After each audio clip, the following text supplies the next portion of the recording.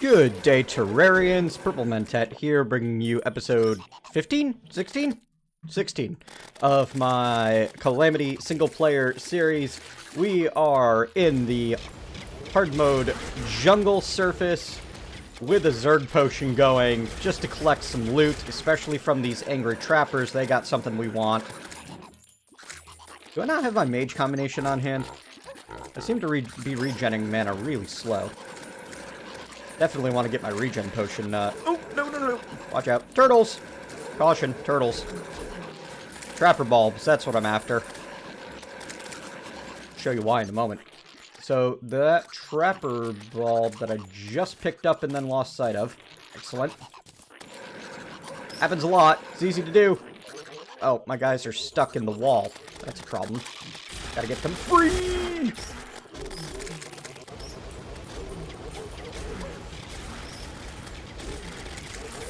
There, we'll just be up top and... Oh man, the Zerg potion's fun. It's just good, clean, wholesome mass slaughter. Who doesn't love it? Whew. Alright, I think we have an abundance of giant tortoise shells at this point. Uh-oh. That's a lot of bad guys in the water. Oh no. There I go. Couldn't last forever, folks. Oh. Okay.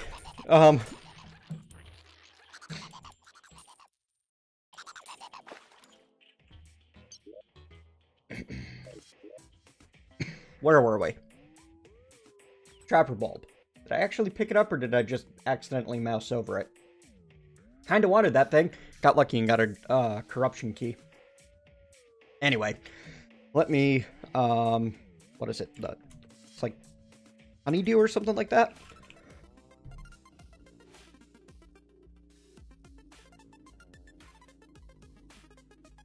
Yeah, it is the honeydew. Makes use of the living dew to create, and that requires us to get some trapper bulbs, 2 of them, as well as some murky paste and some gypsy powder and some beetle juice. As you can see, we got the beetle juice that we need, and the trapper bulb, well, that'll be coming down the line. And the reason I want this is because it can be combined with the corruption flask, the archaic powder, and a radiant ooze to make the ambrosial ampule, which is basically just an amazing combination accessory that I'm probably going to use to replace the stress pills. Well, maybe not replace. Maybe replace the Shield of Cthulhu, because it's a very powerful defensive accessory. Most bee and hornet enemies and projectiles do half damage. Honey life regen with no speed penalty. Poison, freeze, chill, frostburn, and venom immunity. 6% increased damage reduction and increased life regen. You emit light, 50% increased mining speed, and 15 defense. Plus, it's an accessory, which means we can throw warding or menacing or whatever on it. Anyway, that's only the start of our hard mode accessory farming. We're going to get some really cool gear this episode, and it's going to be a good time. The first real easy power increase that we see coming into hard mode is going to come from our new NPCs, and to an extent, our old NPCs. We now have easy access, thanks to the brewer here, to life force potions, inferno potions, wrath potions, rage potions, invincibility potions, titan skin potions. And thanks to the young brewer, we can just buy all of the combinations. So we don't need to buy a ton of potions and create the combinations ourselves anymore. They're just there. Now, I've been looking through and making sure that all of the buffs would be covered by our various combinations. And with use of the summoner combination, the mage combination, and the tank combination, we can cover all of Endurance, Life Force, Iron Skin, Obsidian Skin, Thorns, Regen, Unknocking, Titan Skin, Invincibility, Magic Power, Magic Regeneration, Wrath, Rage, Battle, Summoning, and Bewitched. All in just those 3 inventory spots. So it's worth it, in my opinion, to carry around a good large stack of these and make sure that you just kind of guzzle potions all the time. I'm also going to be carrying that stack of Yarum stimulants. And we're going to add to our collection of buffs now the Cadence Potion, which is something that you can craft out of a Love, Heart Reach, Life Force, Regen, and Calming Potion. Heart Reach Potion are normally made with the Crimson Tigerfish. And, pardon me, the tank combination is also usually slightly more annoying because it requires those Life Force potions, and those require fishing for Prismite in the Hallow. So all of this is stuff that you can acquire.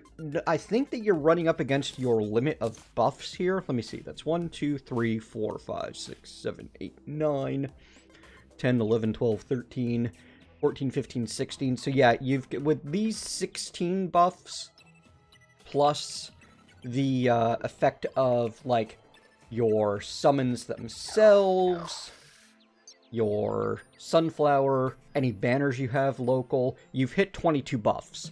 And if I remember correctly, that's actually the maximum. Yeah, so players are limited to 22 active buffs at any one point.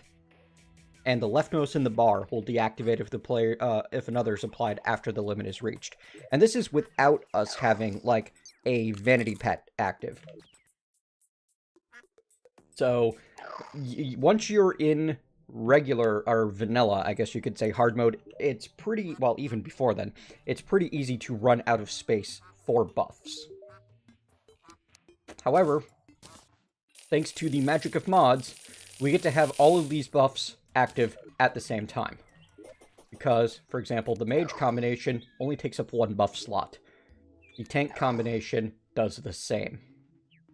And I believe that means that these will also stack with their original versions. The summoner combination actually just gives you the 3 different summons, I believe entirely, so you can cancel battle if you want to. The builder's combination works the same way, allowing you to cancel calm. The explorer's combination also works that way, and I don't 100% know why. Like, why would I want to cancel any of these 14-minute buffs if I've used them? I don't know, maybe you want to cancel the mining one? Maybe these are just coded older by the person that made Alchemist NPC. So, yeah, the only ones that end up separate are Yarum's Stimulant, or Yarum's Power, and the Cadence Potion. So I'm pretty much just going to be, you know, becoming an alchemical abomination, guzzling potions at all times. With the stat gel armor, odd. Thought that, my defense was up to, like, 76 before. Wonder what happened. But yeah, with the stat gel armor, I'm at 69 defense. We have some, insanely powerful minions available to us. We can do crazy amounts of damage. I mean, we're doing over 100 damage on crits at just starting hard mode. Like 700 DPS to 4 targets. It's awesome. Our magnet cannon is shooting out 3 shots of 180-ish. It's doing 3... Like, this is great. That's fantastic. So yeah, the buffs and such help a lot. You also should be able to find the wizard fairly quickly. And if you can't, you can always make the wizard summon potion. Just uses a greater mana potion, which is, the greater mana potion's not the easiest thing to get your hands on, actually. I think that the only way to do so is to have already found the wizard. So you're going to have to hunt the underworld, but if you just run back and... I mean, the underground or the cavern. But if you just run back and forth along your subway, he should pop up. Alright, so, wizard can get us a crystal ball, which is another crafting station. Very useful, that. Time sphere. Moves time forward by 12 Terrarian hours. Moves time forward by 20 Terrarian hours. 6 and 2. I have no idea what mod these are from, but it's fantastic. Now we can have full control over what time of day it is. The blood orb is the Calamity item that, or actually no, it's an IMK sushi item. I don't even know what this does. Says it's consumable. Not a material. Maybe I use it at night to summon a blood moon? Huh. No clue. We'll figure it out. The dropper is an item that's used to make these various sand droppers from vanilla. Or also the water, lava, and honey dropper. I don't 100% know how those work, but I think it's neat that they exist. And I'm going to do some research on those. We can buy spell tomes now, which allow us to create various useful spells. Crystal Storm and Cursed Flames are early spells that we're going to be able to make. The harp can be used to make, and also the bell can both be used to make hard mode items. And he sells the ice rod outright, which is great. I believe that the crystal ball also has a right-click buff effect. Yep. Clairvoyance. Magic powers are increased. I'm surprised there's not a buff for that from the alchemy NPC. Oh, hey, and look. We can buy all of our hard mode easy to get crafting materials. Pixie Dust, Crystal Shard, Unicorn Horn, Cursed Flame, and Ichor. Without needing to go farming in either the Hollow for these three, Underground Hollow for the Crystal Shard, and the World Evil for the Cursed Flame and the Ichor. So that's neat. We can get our greater healing potions and greater mana potions. Yeah. There are 2 more NPCs that have joined with the advent of hard mode. One of them is vanilla NPC. The Shroom dude here. What is he called? The Truffle? Yes. Reishi the Truffle. He doesn't sell much yet. Just a vanity item, a vanity pet item, and dark blue solution used by the Clentaminator. Well, what's the Clentaminator? The Clentaminator is something that we can buy from the Steampunker, who doesn't show up until after we beat a mechanical boss. And then we've got the hard mode guide. And I guess he just gives us some little bits of hard mode stuff and has hard mode specific crafting. Weird little guy. What are you from? You are from the a modded NPC from Elemental Unleashed. Got the strangest look. Sometimes I feel like I'm different from everyone else here. Nice. And yeah, it just gives you like the basics on how to get started in hard mode. Kind of neat. Anyway, that's it for here. I'm going to get back to looking into what we can craft soon. The next quick boost you can get moving into hard mode, and this is something that you can actually add to your hard mode prep if you don't want to do a bunch of breaking of altars and mining of hard mode ores. Open whatever crates you got.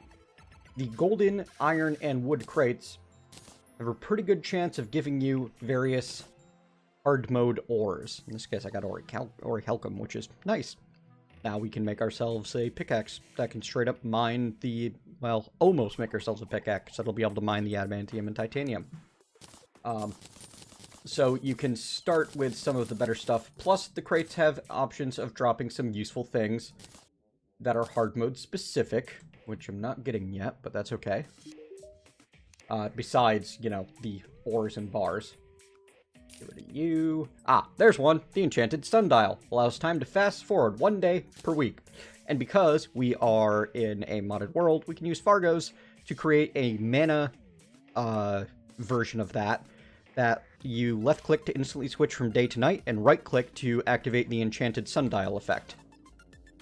So, allows us to accelerate time a little bit easier, I think. The portable sundial, because this is a something you have to place and then use, and it brings you always to the next morning. I love watching the moon race across the sky like that. 4:30 a.m. hits, and you're done. And then, this is on cooldown. You can't use it again, even if you pick it up and set it back down, I believe. Yep, it's a worldwide cooldown, basically.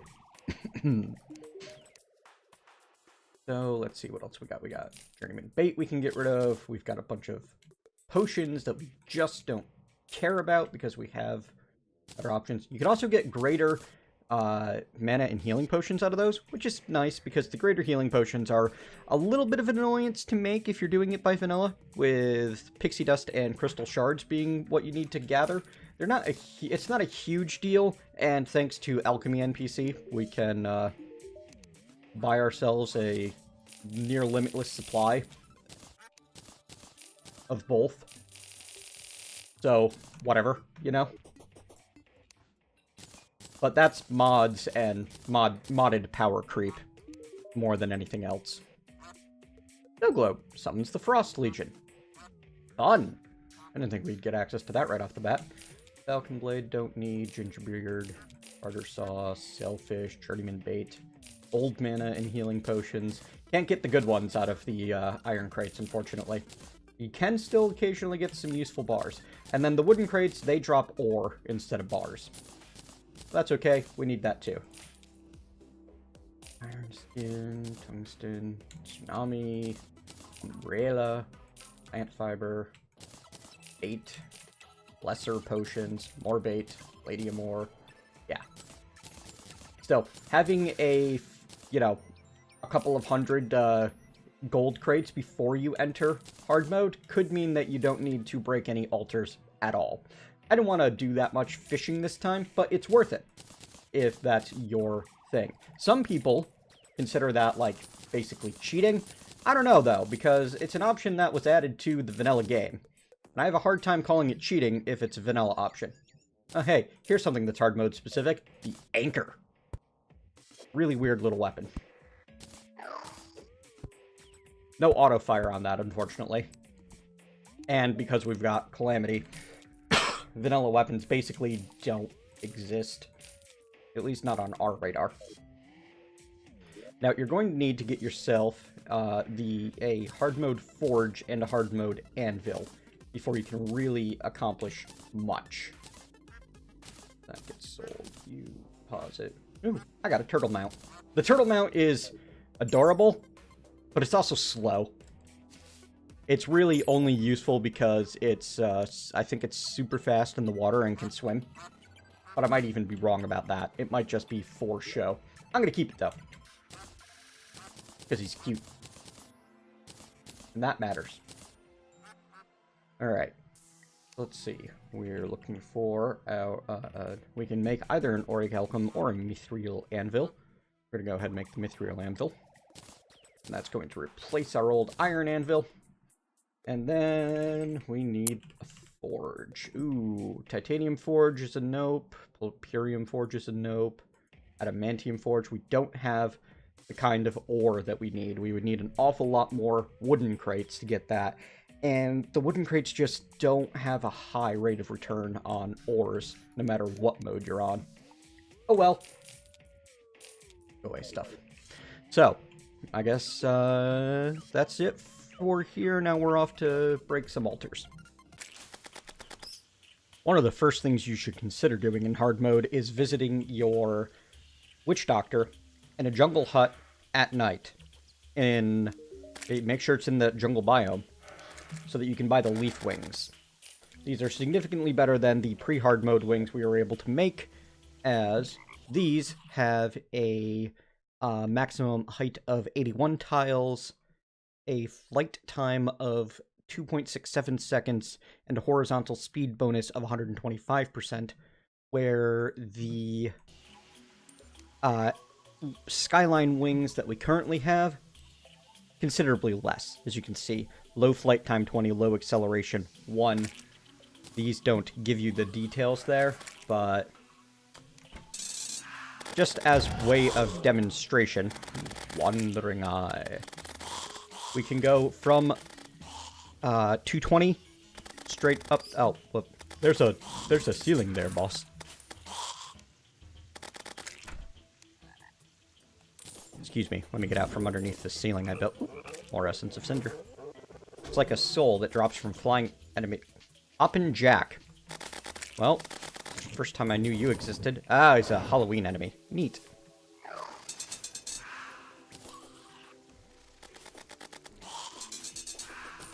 Wow. I remember those guys being like a threat.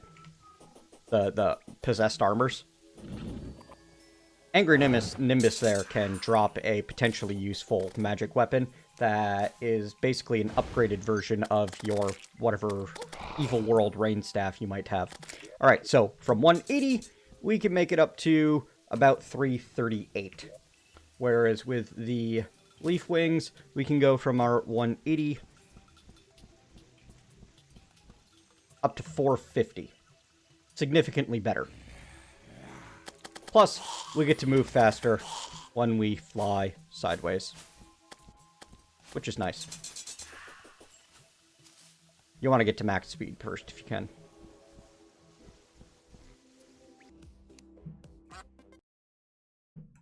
Moving into hard mode also, mostly because you need an item that comes off the wall of flesh, you can start to make the Fargo essences from Fargo's mutant mods. The occultist essence is the one for our summons, requires a slime staff, a seabound staff, a dank staff, a bloodclot staff, a hornet staff, an imp staff, and 2 sentries of tier 1. Now, this recipe adjusts itself based on what mods are in the pack, because Fargo's is designed to be cross-mod compatible. Ours requires Calamity items because of that. It doesn't seem to want to craft there.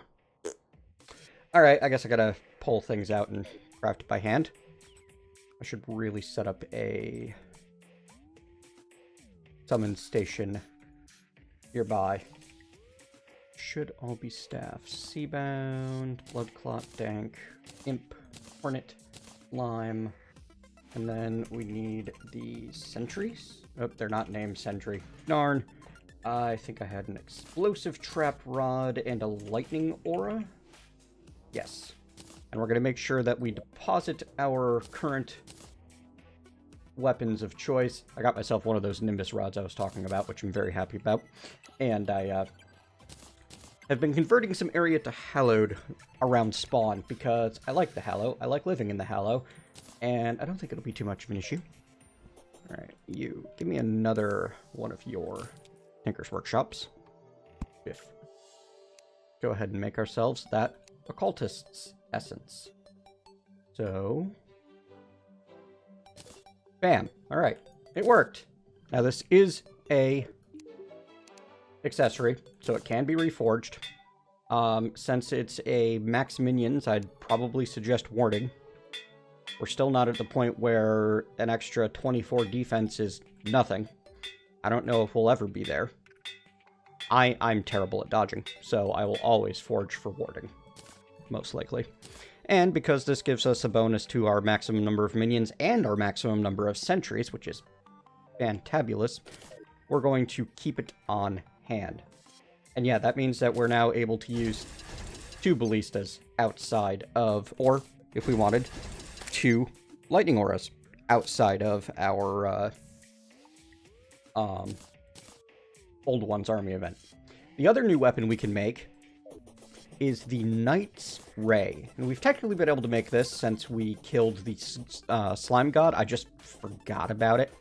There's so many options. As you can see, I've built myself a little bit of a hallow over here. We've got, you know, pixies and gastropods, and every now and then we'll get a unicorn up here.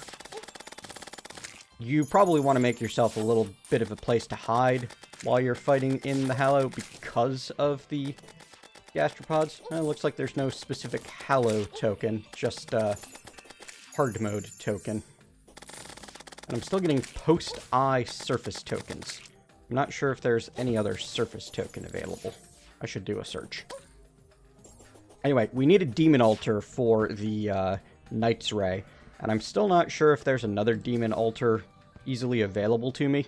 There probably is, and I just haven't done the research to find it.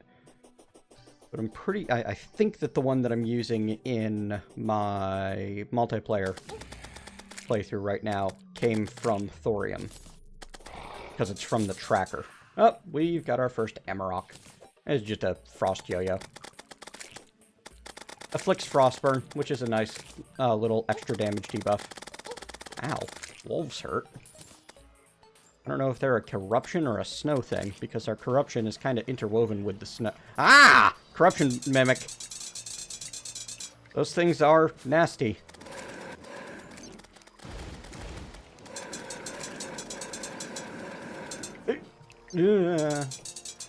That's your target. Make sure you focus on that, please. Ow. Ow. Wow. That didn't hurt nearly as much as it could have. Alright, cool. One corruption mimic down.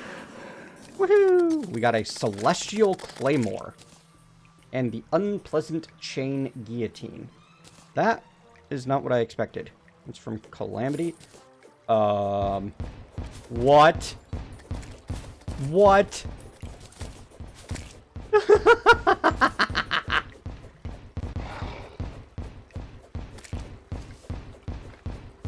That's just ridiculous. I love it. I love it. Cosmic energy flames near the player that generate large explosions after 2 seconds. And then the chain guillotine just is a rapid fire whip type attack. And that's actually vanilla. We can turn that into any of the other corruption mimic drops through the use of a boss loot swapping token from IMK Sushi's. I find that the worm hook is a pretty great upgrade to the hook that I'm currently using. The fetid bagnox were, at one time, like, the go-to killer of Plantera. And the Clinger staff looks pretty sweet. Summons a wall of cursed flame. Anyway, right now, we're here to craft the Knight's Ray. Lasers! I thought they were reflective lasers.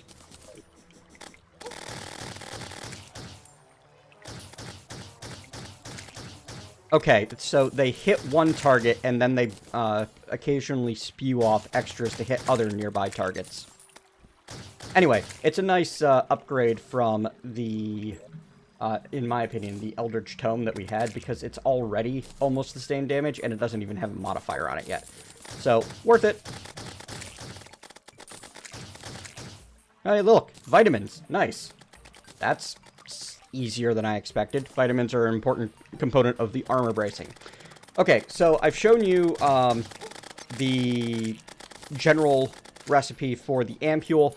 The armor bracing is used to make the Ankh charm, which is used to make the Ankh shield, which is kind of considered one of, like, the ultimate accessories of vanilla. The hardest part to get in the Ankh charm is probably the armor polish that goes into the armor bracing. You've got a couple options. You can use the IMK Sushi's hard mode loot tokens. If you consider that to be kind of cheating, then you can ignore those and come down to your the remains of your skyway, well, your subway that is now a skyway. As long as you're here in the middle of everything, you're not going to get much other than armored skeletons, diamond crawlers, and giant bats. So go ahead and stand right there. You might want to make yourself a bit of a defensive structure around you. Just the world's tiniest box to keep you a little bit safer. And pop one of them Zerg potions. And then just wait. Wait until you see one pop up. Because you're going to have so many armored skeletons on screen that you should get one relatively rapidly. And, oh right, we can't, and because we've got a nice big wide open top, one, we could make ourselves a 1-block hole on either side to fire our Knight's Ray out of to help with the slaughter. Hey look, we got a skeletal merchant. Don't worry, he won't last long. Sounds like there's a mimic over there. What the heck are you? Earth Elemental.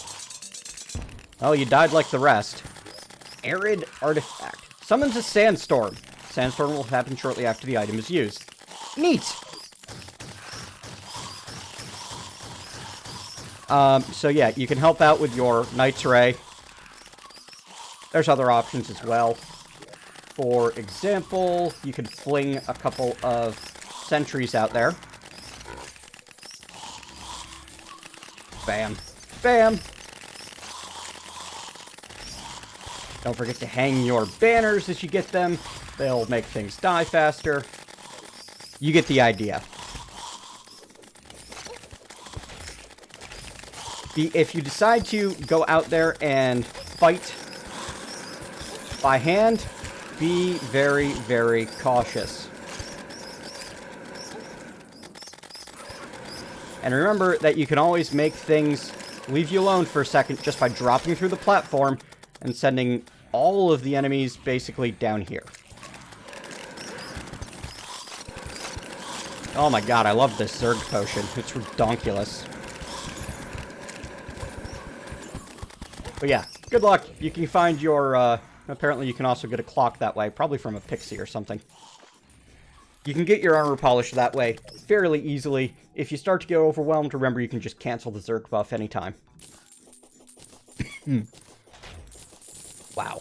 Hey look, trifold maps. That's another component of the Ankh Shield. So, what I'm going to be doing is I'm going to be making a use of a mix of the hard mode loot tokens and going to the various biomes to farm the accessories themselves. And I'm going to be crafting up the Ankh Shield and the Ampule so that we have some really cool defensive stuff. And I'm not sure how I'm going to equip both of them yet, but I at least want both of them available to equip. A relatively important target moving into hard mode, especially for someone that wants to focus on summoning, are these black recluses in the spider biome. They drop an item called the Spider Fang. You can see that I've had my Zerg potion going in here. And the Spider Fang is used to make a new armor set. The Spider Mask, Spider Breastplate, and Spider Greaves. 1521. And that's actually going to be a small improvement over our Statagel set. So we actually get to use a vanilla set as an upgrade very briefly. Yeah, because we'll have far more increased minion damage, a total of 18 instead of 15. So I guess that's not far more, but we'll have more increased minion damage and more increased maximum minions. It also allows us to make this new weapon I wanted, the Spider Staff, which starts at 42 summon damage. Our Dank Creeper Staff, our Ruthless Dank Staff, is only at 22. That's going to be a big upgrade for us. Where was I? Oh yeah, you can see I got that Ankh Shield made. There's just... You get the accessories left and right when you have ridiculous spawn rates like that. It's great. Poison Staff. I think that came from the Black Widows as well. It's a vanilla item. You can upgrade it with Chlorophyte into the Venom Staff. Apparently also make it with hard mode tokens. And it's just a shotgun, basically, that pierces through a few enemies and poisons them. Relatively high damage, early magic weapon. I think that the Knight's Ray is going to be better for us than the Poison Staff. But we'll hang on to it. Maybe we'll end up using the Venom Staff. Really, the Calamity stuff will always outclass the vanilla stuff, and that's okay. Calamity is balanced around itself, and that's the important bit, right? No longer need you. Hey, look! An extra metal detector. Wonder how that happened. Where'd the rest of my Spider Fangs go? Did I already put them in the system? I bet I did. Accidentally a Black Recluse banner, because there's just that many things that die. War Axe is a terrible weapon, but when it's all you got going into hard mode because you got lucky on your first armored skeleton kill, maybe, it could be worth it. I'd feel bad. Alright, so. Spider. There. We will now be PurpleMentat. And, as you can see, there is a spider enchantment. The big problem with the spider enchantment is it requires the web slinger. We even have a good way to craft that. Oh, we can make it out of underground tokens. Good. If it weren't for INK Sushis, we'd be world hopping trying to get our hands on the web slinger because it, as far as I know, only spawns in webbed chests.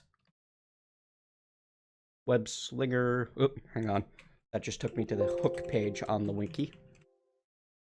The web slinger, yeah, it comes in web-covered chests which are a not guaranteed spawn in every world.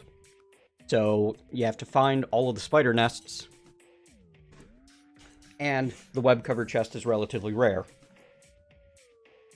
So I'm kind of glad that we have the ability to use IMK Sushis to craft one. Okay. Do I need more spider fangs to do the stuff that I want to do? Yeah, I do. A whole lot more, actually. Because I need to make it a whole nother set of this stuff. But here you go. This is why you want the spider stuff. Set bonus increased minion damage by another 12%. So a total of plus 30% minion damage. And 3 extra minions. I can have up to 7 minions now at plus 30% damage. Just cancel all my buffs as they all seem to be running out. And reforge this staff real quick to show you what kind of damage we can get up to now.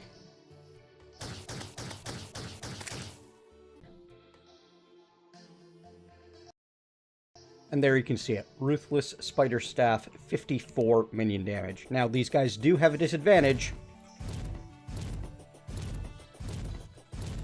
While they are fast, and they hop on pretty good, and they will hold on to enemies and keep damaging them until they die, they are still ground-bound. So if I were to take this downstairs to our... We're actually also, like, we're hitting the maximum number of minions that this sort of piercing damage is helpful. But that's okay. We're going to get an upgrade relatively soon. I don't know where they grow wings from. They're little spiders. Web wings, maybe? But as you can see, when you're dealing with airborne enemies, they are kind of useless.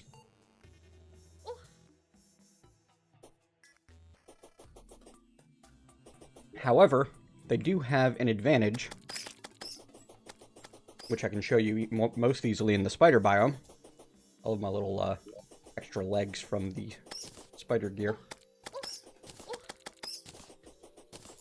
Spider cat girl. Yep, that's weird. Check it out. They can climb on background walls the way the spiders, the enemy spiders can. So they're going to be just fine anywhere that we prepare ahead of time to fight and make sure that we include enough nearby, enough background walls. Now, the final item that I need to make the ampule requires me to be in the underground jungle. So that's where we're heading now. But unfortunately, I'm already running long on this episode, the way I've been known to do lately for this series. So we're going to wrap it up here. And next time we're going to start trying on some of the hard mode bosses and see what cool stuff we can get out of them.